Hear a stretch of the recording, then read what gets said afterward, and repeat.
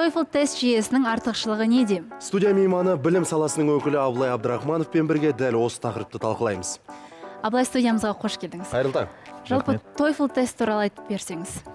Жалпы TOEFL тест деген ол ағылшын тілі бойынша тест болып табылады. TOEFL деген Test of English as Foreign Language деп қазақшаға аударатын болсақ, ол ағылшын тілін шет тілі ретінде меңгергендер үшін тест деп аударамыз. Жалпы TOEFL өте үлкен жанұя болып табылады деп айтсақ болады, толықтай аударған кезде. Себебі TOEFL-дың бір ғана түрі болмайды, оның түрі көп болады.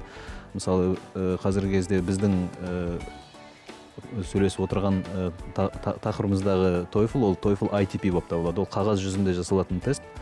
Яғни 3 дағды бойынша жаңағы тыңдаушыларды тексереді. Яғни 3 дағды деген ол жаңағы біздің айтылымнан басқа 3 дағдыны толығымен тексереді. Яғни тыңдау, тыңдалым, жазылым және оқылым. Негізі қазіргі заманның талабы 4 дағды бойынша тексеруді талап етеді. Ол тыңдалым, айтылым, оқылым және жазылым болып табылады. Оны тексеретін бізде TOEFL IBT деген болады. Ол интернет арқылы өтетін тест. Яғни ешбір қағазсыз кез келген студент немесе маман интернет арқылы логин, пароль алады, сол арқылы толығымен тесттен өтеді. Кез келген уақытта тапсырылады? Кез келген уақытта. Әрине оның өзінің күнтізбесі дейміз ғой, біз уақыты болады. Ол әр компания, TOEFL өткізетін әр компания өзінің графигына байланысты оны өткізеді. Жалпы TOEFL-ды қай жер тексереді? Мен тапсырғанмын, маған бұл өте қызық сұрақ. Сіз тапсырған болсаңыз білесіз, TOEFL-ды қазіргі кезде Қазақстанда Интерпресс деген компания бар. Солар арқылы өтіледі, және YouStudy деген компания бар. Жоқ, оны шетелге жібермейтін бе тексеру үшін, нәтижесін білу үшін? Тексеру үшін әрине шетелге жіберіледі. Оны біз толығымен өзіміз мына жерде тексермейміз. Себебі біз материалдарды аламыз, жаңағы тыңдаушыларға береміз, олар толықтай жауап береді. Біз ол материалдарды тікелей шетелге жібереміз. Мысалы, біз ETS Global деген компания бар, сол арқылы жұмыс істейміз. ETS Global тікелей ETS, яғни TOEFL-ды ұйымдастыратын компания арқылы жұмыс істейді. Біз ETS Global-ға жібереміз, олар тексереді, 2 аптаның ішінде бізге жауаптарын алып келеді. Болғанда жібереді. Мен тапсырмаған адам ретінде сұрайын енді, жалпы бұл жүйе бойынша тест тапсыру үшін ағылшын тілін қаншалықты жетік білу керек? Қанша уақыт керек жетік меңгеру үшін? Бұл TOEFL кез келген адамның ағылшын тілі деңгейін өлшейді. Ол жерде тапсыратын адамға белгілі бір талаптар жоқ. Себебі білмейтін адамның өзі келіп тапсырғысы келсе, ол тапсырады және қолына сертификатын алады. Қандай сертификат? Білмейді деген сертификатын алады, яғни.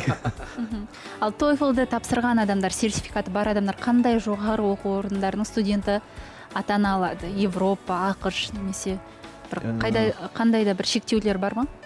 Шектеулер жоқ. Жалпы TOEFL негізі 90-шы жылдардың басында, 90-шы жылдары толығымен, одан кейін 2000-шы жылдардың басында Қазақстанда өте дамыған тест болды да, кейіннен оның орнын кейбір басқа тестілер ала бастады. IELTS сияқты мысалы. Бірақ қазір қайтадан жаңарып келе жатыр да, өз деңгейіне қайтадан қайтып келе жатқан тәрізді болып тұр қазіргі кезде. 2015 жылдан бастап Қазақстан Республикасында заң шықты. Яғни TOEFL тапсырған адам, қолында сертификаты бар студент, қазақстандық кез келген университетке магистратураға тапсыра алады. Магистратураға тапсырған кезде студенттер негізі ешқандай тестлеуден өтеді. Бірақ егер қолында TOEFL сертификаты болатын болса, онда ол тесттің керегі болмайды. Одан кейін Европаның және Американың кез келген мемлекетінде, тек қана Ұлыбританиядан басқа бүкіл мемлекеттерде TOEFL-дың сертификаты толығымен өтеді.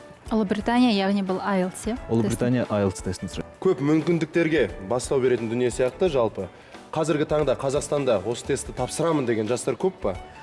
Қазіргі таңда TOEFL өзінің бұрынғы қалпына келе бастады. Бұрынғыдай бұлай көп сұранысқа ие болмаса да, біз соны дамытумен айналысып жатырмыз қазіргі кезде. Яғни тек қана жаңа айтқанымда 2015 жылы заң қабылданды. Енді ол тестті тапсыру арқылы кез келген адам біздің университеттерге түсуге мүмкіндігі бар. Соны біз енді қазір қайтадан дамытып, көбірек адамдардың қызығушылығын арттыруға тырысып жатырмыз. Құрметті көрермен, бағдарламамыздың бірінші бөлігін аяқтаймыз. Бағдарламаны әрі қарай әріптестерім жалғастырады. Жарты сағаттан соң жүздескенше.